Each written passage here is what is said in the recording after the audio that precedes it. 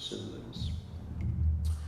Jadishchakram janam tejo navashwan vidhyadevacha vaikarikan indriyani manomatra gunastraya etad vichitram sahajivakala svabhava karmashaya linga vedam sunostanao vicha vidaritashay prajam saham sabhatmanam abapashankam. So you can repeat. Sa Mother Yashoda Tatra within the wide open mouth of Krishna. Gadrashe saw Vishwam, the whole universe. Jagat, moving entities. Stachnu, maintenance of non-moving entities. Cha, and Kam, the sky. Dishaha, the directions. Satri, with the mountains. Dvipa, islands. Abdi, and oceans. Bhugolam, the surface of the earth. Savayu, with the blowing winds. Agni, fire. Indu, the moon. Karakam, stars. Jyoti Chakram, the planetary systems. Jalam, water. Tejaha, light. Lavashvan, outer space. Viat, the sky. Eva, also. Cha, and. Vaikarikani, creation by transformation of ahankara.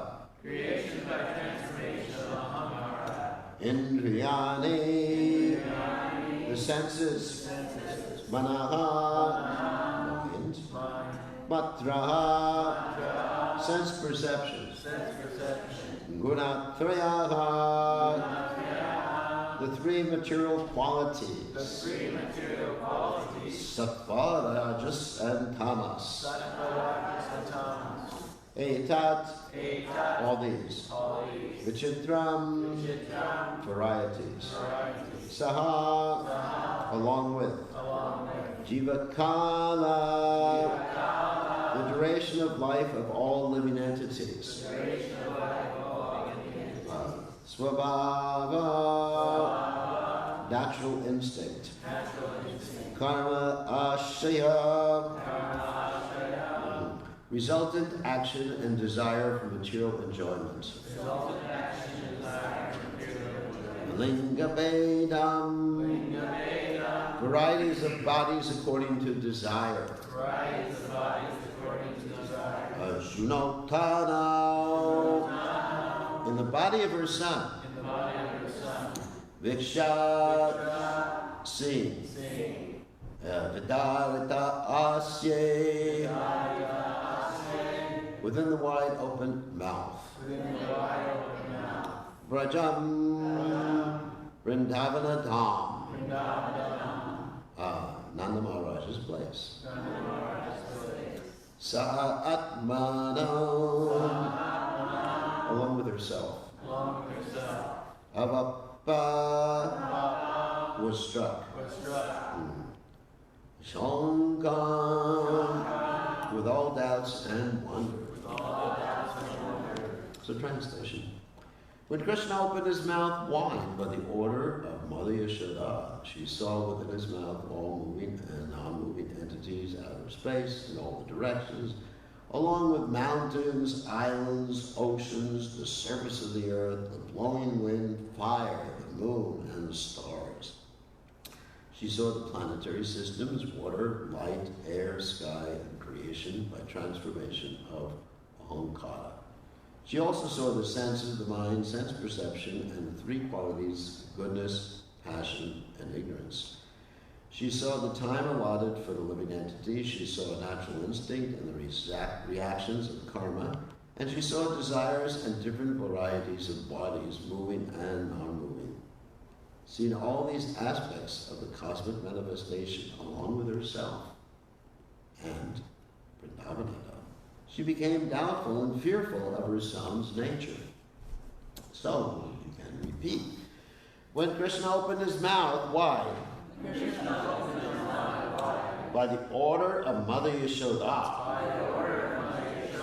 she saw within his mouth all moving and non-moving entities, outer space in all directions,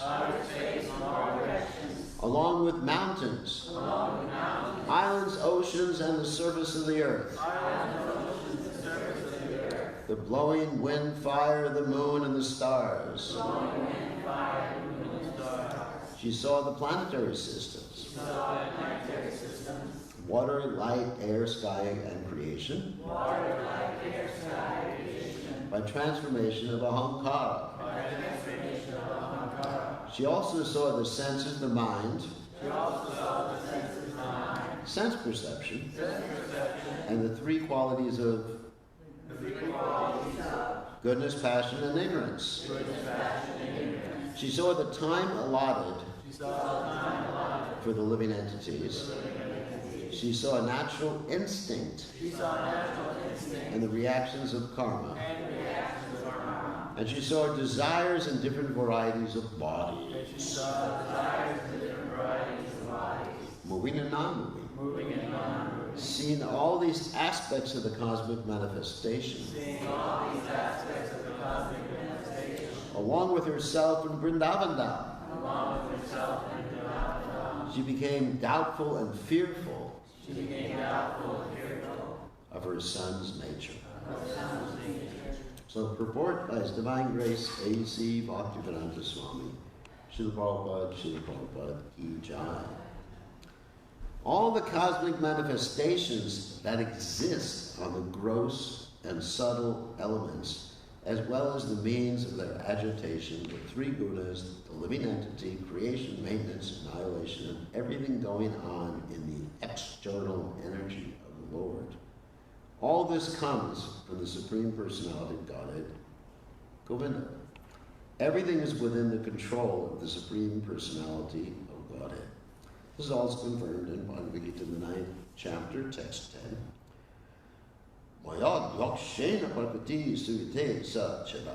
Everything in the material nature, Prakriti, works under his control. Because all these manifestations come from Govinda, they could all be visible within the mouth of Govinda. Quite astonishingly, Mother Yashoda was afraid because of intense maternal affection. She could not believe that within the mouth of her son such things could appear. Yes, she saw them, and therefore she was struck with fear and wonder. Om Gana Timranda Shah Gananjana Shalakaya Chakshur Meditam Yena Tasmai Shri Gurave Namaha. So also the Acharyas mentioned in discussing this particular verse that many of these things she saw not only in the mouth, but she looked in the mouth to the stomach. She saw in the stomach of the Supreme Personality of God. It's an interesting discussion. So this is the nature of God. Obviously, from reading this, we understand that he doesn't have a material body. As Krishna says in Gita, avajananti mam mudha manushim. So those who think that Krishna's body and form is material, they're called mudas. Of course, those of you who don't understand Sanskrit, that means in common language, ASS. They're asses, you know. Ajopi San Ishwaram Praptum Swamidistaya Samavanya Maya. So when Krishna comes, actually we use the word incarnation, but really that's not right precisely, if you look at the actual word. Because incarnate, the word carne means basically flesh. Just like if you're from South America, if you go to a carnicero, you shouldn't go to a carnicero. That means you go to a butcher. So incarnate means to take the flesh, basically, or reincarnate means to take the flesh again. So we are reincarnating and incarnating because we're taking the flesh, from one lifetime to another. And we're actually changing the flesh even within this lifetime, as described by Krishna in the Gita. From boyhood or girlhood to youth to old age. So just like, I can look at my body and see I've changed the flesh. It doesn't look the same as I did when I came here to Nugaloka in 1982, flesh. Anyway, as they say, the flesh is weak. So we've changed, but Krishna, he doesn't really change the flesh. He comes in his same transcendental body. However, Krishna's transcendental body is so amazing, it's inconceivable, it's unlimited. So it can manifest in a variety of ways. It can manifest, I don't want to say it, let's use the word he. Okay. He can manifest because if we use the word it, that indicates that there's some disparity or duality between Krishna and his body. Just like you say, you have a body. And, my hand, just like probably give the example sometimes. One time he went to a school to talk to very young people, and he says, point out where your hand is, point out where your eye is, and then point out you. The kids were all bewildered, Where's your hand? Hand. Where's your eye? There. Where's your mouth? There. Okay, where are you? Who? Eating, meaning, money, mo. Don't know where I am. So anyway, so there's this duality in the material world. We are different from the body. And we're changing the body, not only from one lifetime to another, but even within this lifetime. We've all changed, just like I've seen me changing, I've seen Aperta changing. I haven't seen Krishna changing. He looks the same as he did like 30 years ago. So, he's found the fountain of youth in Florida. It'll all happen at once. Yeah. Actually connected with Ponce de Leon. I did stop by. You did. Ponce de Leon was the person who was trying to discover the fountain of youth in Florida. Instead, he discovered a bunch of old people in Miami Beach. So anyway, we're all changing our bodies from boy to youth, and then at the end of this life we change our bodies again. So that's actually incarnation. We are incarnations, and we are reincarnations, and re and re and re again and again and again. That's called samsara, which means like, actually you can picture it as like an 8 on its side, which means infinity again and again. Like another description is punas charvita charvanam. We're always chewing the already chewed. In other words, we're trying so many times to enjoy this world through many different incarnations, and as that famous song goes, can't get no satisfaction. You haven't been able to get any satisfaction. So, all right, let's get back to Krishna. But Krishna, really the word incarnation, even though we use it, because that's a common word, but technically speaking, if you analyze the word, it's not really appropriate. The appropriate word is avatar. Avatar means Krishna has many avatars. He descends, and another verse in the Brahma Samhita, Dvaita Chutanadi Vedanta Rupamadi Puranam Purusham Naviyoganam Cha Veda Ishudurva Durva Matra Bhakto Govindam Mati Purusham Tamaham Bhajami. That all these different avatars of Krishna, they're all the same person, and that's amazing. They're all the same person, and they do things that nobody in any material body could do. For example, here we have Krishna opening his mouth, and his mother looking in his mouth, and she's seeing all the universes. Like Prabhupada would sometimes say that if someone declares themselves to be God, they should be able to do something like that. You know, just like there's many people, as Prabhupada mentions, who come from India. Of course, not so many now, but there used to be in the 1960s and 70s, who were God or declared themselves to be God. And Prabhupada said, you know, just let them lift, go over downhill or fly around the air, or open their mouths and let's see. Let us see all the universes and the mind and the sense perception and the qualities of goodness, passion, and ignorance. Let's see it, you know. Instead of open their mouth, you just see a bunch of cavities. And bad breath, you know. Isn't it? I mean, this is so silly, you know. It says, I'm God, you're God, we're all God. Okay, open your mouth. Yuck.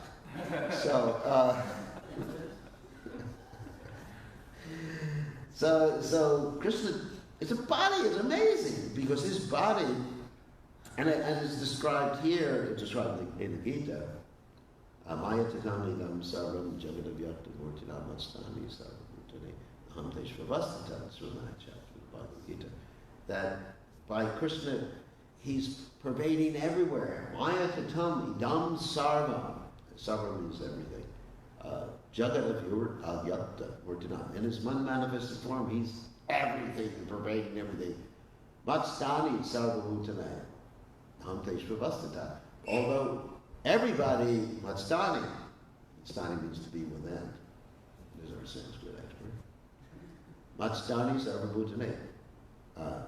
I am, all the living entities are within me, right? Sanskrit expert. But I am not in them. You know, you got all these like things that are impossible. Krishna is everywhere, and everything's within him, but everything is not within him simultaneously. You know, so how do you make about it? You know, because God, the nature of God is a chincha, and he can, in his body and his personality, he reconciles all impossible contradictions. And he can do everything. Just like sometimes people ask the question of, can God make an immovable object and then move it? Of course, that is a contradiction to say something like that. You know, obviously it's immovable, then, but God could do that. He could do the basic things. And so here we're hearing amazing things. Other pastimes we hear about amazing things. For example, let's take the pastime of Lord Vamana. That's another, what is it, incarnation. That's another avatar of Krishna. Same body.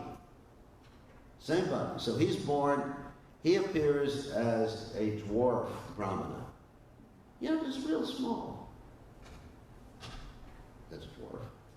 And then he interacts with this king, Bali Maharaj, and in order to take 3 steps which Bali Maharaj offered to him, he takes his first step and takes it, you know, as a dwarf.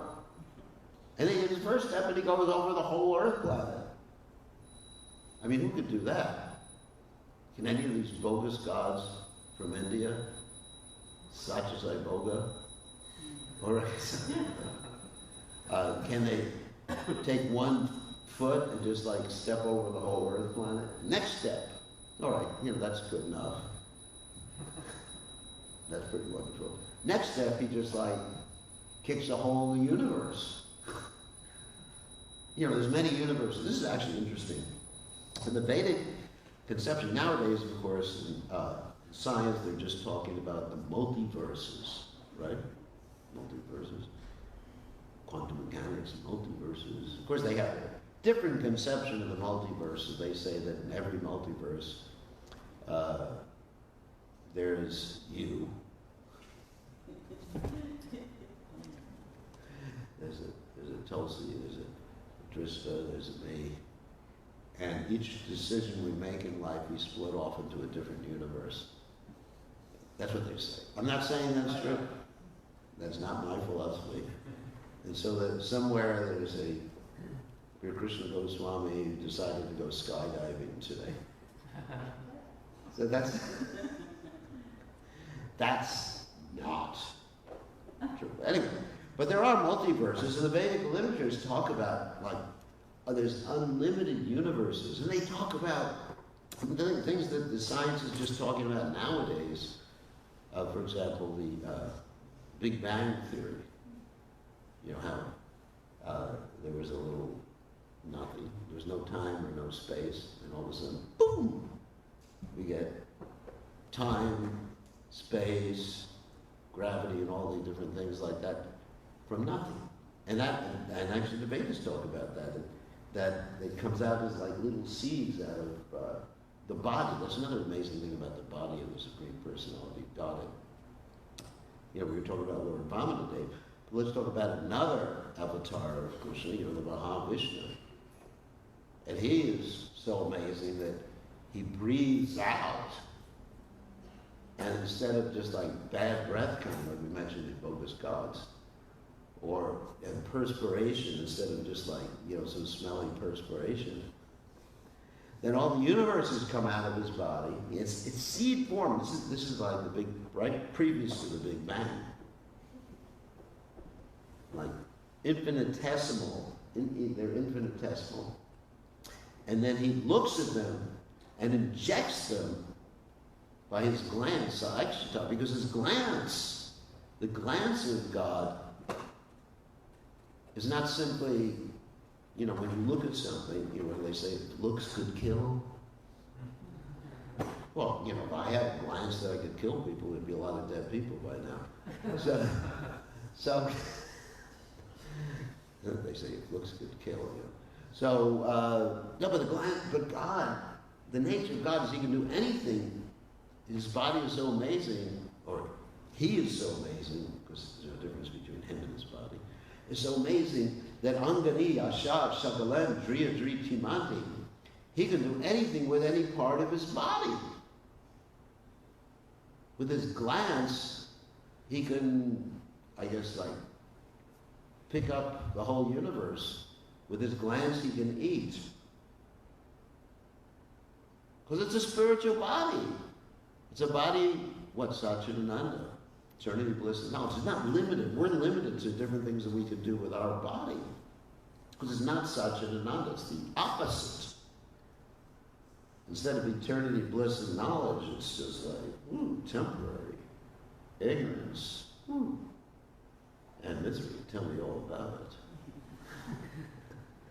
So it's amazing. He just looks at these little, what are the proto matter. Let's say proto matter, proto energy. That means before you get to that matter energy. And then there's the Big Bang. Boom! And not only one Big Bang. There's Big Bangs all over the place. You know, there's like thousands, billions, trillions, unlimited Big Bang. Boom, boom, boom, boom. It's like, you know, like firecrackers going off all over the place. And all the universes are expanding. And then also with his glance, and it's amazing, the body of God. I mean, if it wasn't amazing, he wouldn't be God. So, and then he looks at all the universe as they're expanding, and then he enters into each one, he looks at and enters into each one as another avatar. Simultaneously, all these things are going on. It's not that he stops being one avatar when he becomes another avatar. Avatar, the word means descent. So he looks in the universe, and then he becomes another avatar. And as he looks, another thing that happens in that glance, not only is the explosion in the universe, the Big Bang happening, but all the living entities are coming out of his eyes. That's us. So Aikshita is the Sanskrit word. They're all coming out of his eyes. Into each and every universe. So, just like we're injected into the universe through his eyes, because previously we were lying dormant in his body. We were there in the previous creation. Anyway, the creations are happening on a regular cycle. Bhutva, bhutva, praliyate. So we're lying, sleeping, dormant, like that, suspended animation in his body. And then we're injected into the material energy. And then he enters into the material energy, into each universe, and does his thing in the same transcendental body with the same person. And he gives birth to the first person in the creation, Lord Brahma, from his umbilical cord, his navel. That's where ladies give birth to, through an umbilical cord. No, they nurture the kids with the umbilical cord. And then he enters in, and then the same person simultaneously goes into everyone's heart, or is in everyone's heart, and he's giving them remembrance about what they were thinking about in their last life.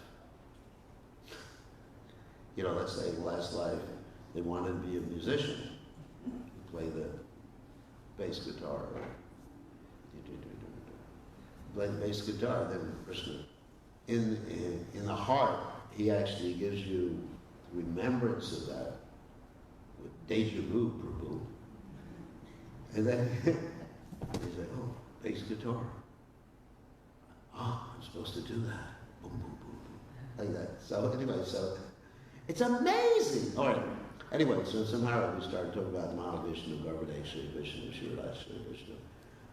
That's one thing. And then we were talking about Vamanante. He stepped over the whole the universe, kicked a hole. Let the scientists figure out how someone would kick a hole in the universal shell. And then there was nowhere else to go. And of course, we know the story is that he put his foot on Bali Maharaj, didn't crush him actually. So all these things in the transcendental body. It's amazing. And then you have other avatars, such as the Matsya avatar. Matsya means fish. So he appears, the same person, and he's not different from his body. He is his body. We are not our body. He appears as a fish. Not only is a fish, but a small fish, little fish. And then he expands and becomes the size of a fish pond, and then a well, and then a lake, and he keeps expanding. And then finally, even the ocean's not big enough for him. And then, that's the Noah story. Anyway, so, it's quite amazing. Who can understand these things? Ananta.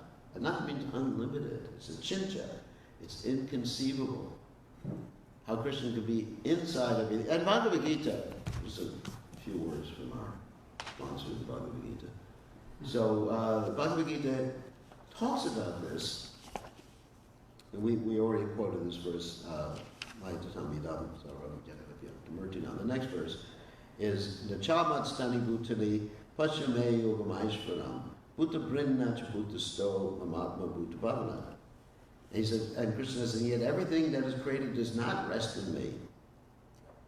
Behold my mystic opulence, although I am the maintainer of all the living entities and although I am everywhere, I am not part of this cosmic manifestation, for myself is the very source of creation. So he's everywhere, but he's not part of this material creation.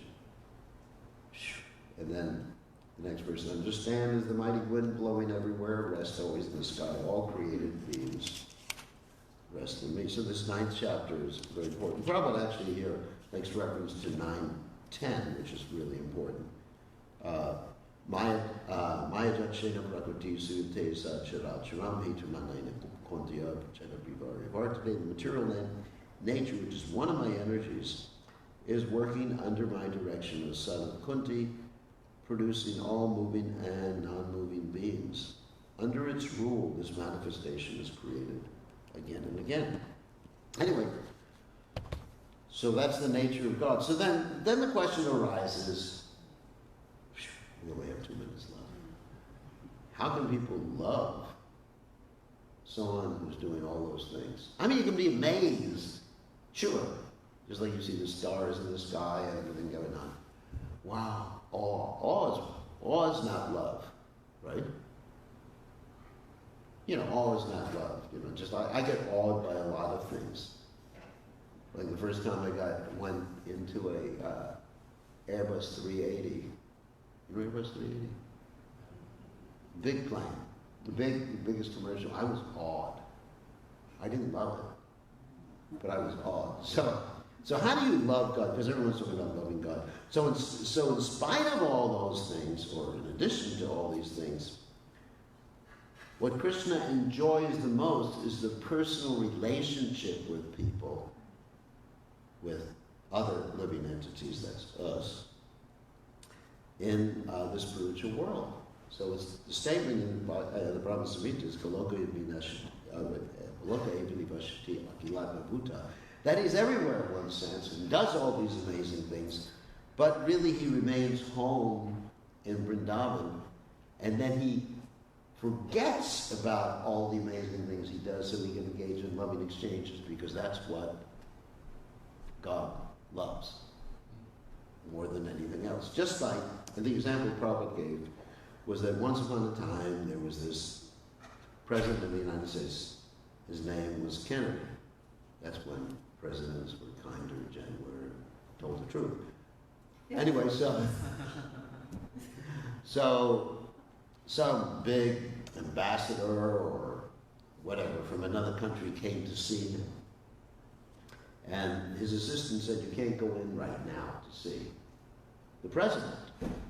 And they said, why can't we see him? He said, he's busy right now. They go, oh, he's busy doing some official business. So the guy looked in the door and he saw he was playing like being piggyback ride with his son. And this is what he was enjoying, more than being president of the United States.